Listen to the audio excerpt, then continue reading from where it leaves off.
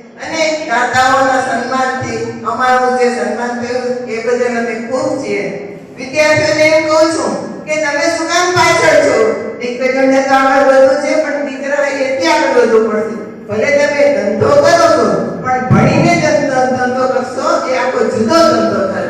એની પ્રગતિ અલગ હશે. માટે ખૂબ વિદ્યાર્થીઓને અભિમાન કરું કે તમે ખૂબ ભણો, આગળ વધો. આજે મારા હસબન્ડ દાદા જે બેઠા છે એ ગોલ્ડ મેડાલિસ્ટ છે.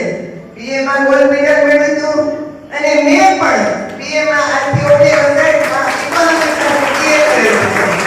અને એનું મને કહ્યું કે જો તમે અમે ત્યારે ભણ્યા તો અત્યારે તો મારે ખૂબ ભણવું જ પડશે અને ભણો.